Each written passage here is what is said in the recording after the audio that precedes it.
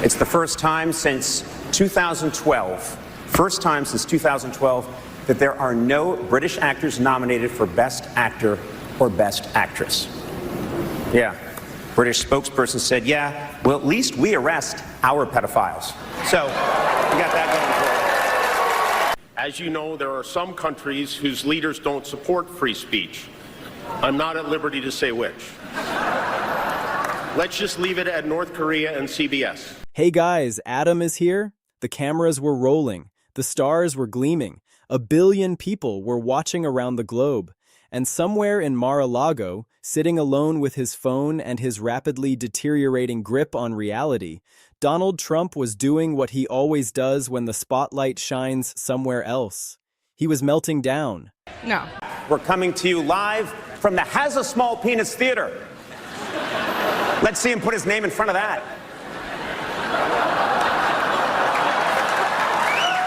A few good men named Tom Cruise and Jack Nicholson who warned us, you can't handle the truth, which is simply what we all want today. Then into the Oval Office sent an American president wrestling with a new love and his own morality. My friends, Rob's movies will last for lifetimes because they were about what makes us laugh and cry and what we aspire to be. Tonight was supposed to be about cinema, about art, about the movies. But for Trump, every night is about him. And when Conan O'Brien stepped onto the Oscar stage and started firing shots that landed like precision missiles, Trump had no choice but to do what he always does: post, rant, threaten, implode. There is an international community of filmmakers dedicated to telling the truth, oftentimes at great risk, to make films that teach us, that call out injustice, that inspire us to take action. And there are also documentaries where you walk around the White House trying on shoes. Here are the nominees for documentary short film. No to war and free Palestine. But before we get to the moment Conan turned the Dolby Theater into a roast of the fascist-in-chief, we have to talk about what happened before the show even started. Because the red carpet wasn't just about designer gowns and borrowed diamonds tonight, it was a runway of resistance. The Ice Out movement has been building all awards season, pin after pin, statement after statement. But tonight they took it to another level. I want to ask you about the pin you're wearing, and you're wearing one too. Can you tell us about choosing to wear these pins today? Yes, so this pin is a collaboration with an artist called Shepard Fairey. It's Artists for Ceasefire, and we're demanding a permanent ceasefire because there is no ceasefire right now. There are bombings happening to this day, destruction, displacements all over the world. You know, in Palestine, in Lebanon, in Iran, in Venezuela, and everywhere. And this is happening in the U.S. ICE. ICE as well, yes. So this is a demand for a permanent ceasefire. Yes. Did you want to add to that? Sorry? Did you want to add anything about your pin? Yeah, I want to add that we feel very thrilled, almost very thrilled to be here, because we missed something very important. The fourth actor, our lead male, Mu'taz Malhis, that he was banned from entering the USA and to attend the Oscars. Abby Wambach walked that carpet with her wife Glennon Doyle, and Glennon's handbag did all the talking, black, bejeweled, and on it the letters ICE with a bright red line slashed through them. Not subtle, not apologetic. A declaration that the people in that room, the people with the biggest platforms in the world, are not afraid of this administration. Sara Bareilles showed up wearing the Ice Out pin that has become the accessory of the season. The same Sara Bareilles who stood on a stage in New York City just weeks ago, singing at an anti-ICE protest. The same Sara Bareilles who understands that silence is complicity. And it wasn't just tonight. This has been building. Justin Bieber wore the pin. Billie Eilish wore the pin. At the Golden Globes, Mark Ruffalo and others wore pins honoring Renee Good, a 37-year-old mother of 3 who was gunned down by an ICE agent in January. At the Independent Spirit Awards, White Lotus star Natasha Rothwell went off script to say 2 words that sent shockwaves through the room. Fuck ICE. The Grammys had anti-ICE messages. The Golden Globes had anti-ICE messages. And now the Oscars, the biggest stage of them all, started with a red carpet covered in them. This is what a cultural shift looks like. This is what happens when artists decide they're not going to be quiet anymore, when they realize that their platform isn't just for promoting movies and albums, but for standing up to a regime that wants them scared, a regime that wants them silent, a regime that has been working overtime since day one to make us believe that they should control what is and isn't said. And then Conan O'Brien walked on stage. Let me tell you something about Conan. The man has been in this business for decades. He's been through late-night wars, cancellation, reinvention. He knows how to read a room, and he knew exactly what he was doing tonight. He started with a warning. I should warn you, tonight could get political. Pause. Let that sink in. Then the kill shot. And if that makes you uncomfortable, there's an alternate Oscars hosted by Kid Rock at Dave & Buster's down the street. The room erupted, because everyone knew exactly what he was referencing. Turning Point USA, the MAGA youth grift machine, tried to stage an alternative Super Bowl halftime show opposite Bad Bunny. It was a disaster. Technical problems, embarrassing attendance, a complete and total flop. And here was Conan, on the biggest night in entertainment, reminding the world that the alternative to real culture is whatever Kid Rock is doing at a chain restaurant. But Conan wasn't done. Not even close. He noted that this is the first year since 2012 that no British actors were nominated in the lead categories. And then he dropped the line that had to make Trump choke on his Diet Coke. A British spokesperson commented, "Yeah, well, at least we arrest our pedos." The room lost it. Because everyone knows. Everyone knows about Prince Andrew. Everyone knows about Epstein. And everyone knows that the American men whose names are in those files, the ones who flew on that plane, the ones who visited that island, the ones who should be answering questions, they're not in jail.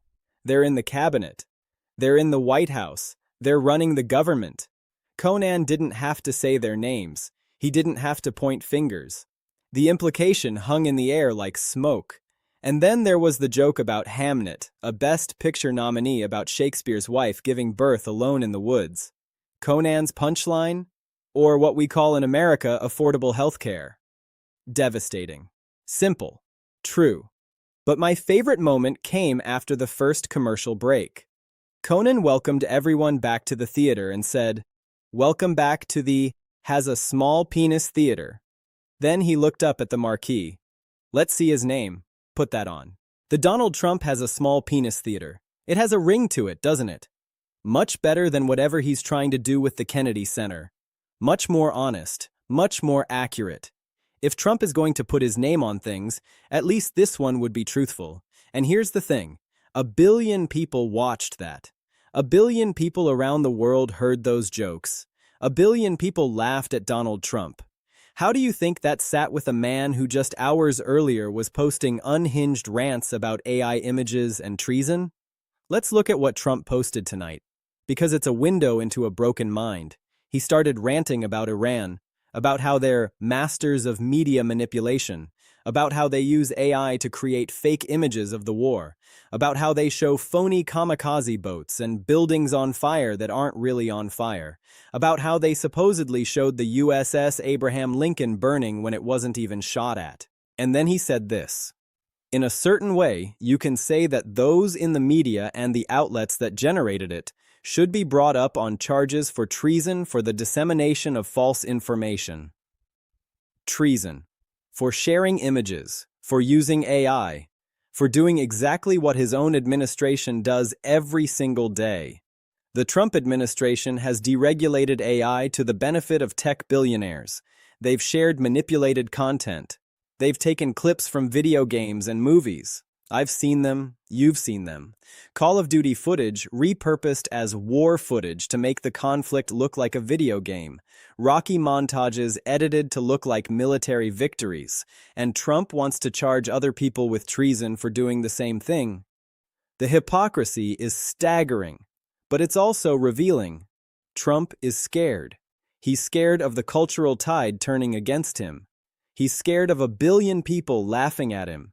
He's scared of the midterms. He's scared of his legacy. Remember a year ago? Remember when the media was telling us that MAGA had won the culture war? Remember that magazine cover that went viral, the Cruel Kids table, declaring that young people had abandoned progressivism and embraced Trump? Remember all the pundits telling Democrats to just give up because the youth vote was lost forever? Where are those pundits now?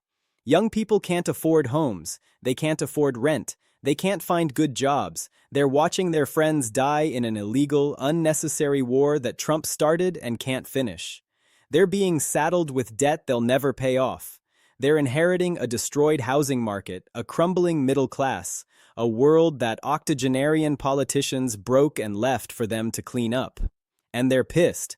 That's the shift. That's what the Oscars' red carpet was showing. That's what Conan's monologue was reflecting. The culture is moving. It's moving away from Trump. It's moving toward resistance. But here's the question. Here's the thing we have to ask ourselves as we laugh at these jokes, as we share these clips, as we enjoy watching Trump melt down on Truth Social. What are we going to do about it? Because it's not enough to see the shift. It's not enough to remark upon it.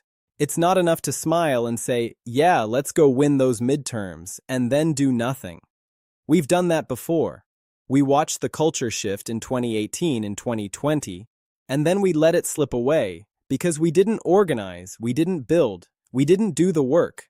Trump conned Americans, he tricked them, he lied to them, and he got away with it because the opposition was fractured and unfocused and more interested in being right than being effective. So how do we fix that? How do we take this moment, this cultural momentum, and turn it into something structural, something lasting, something that doesn't just win an election but transforms the country?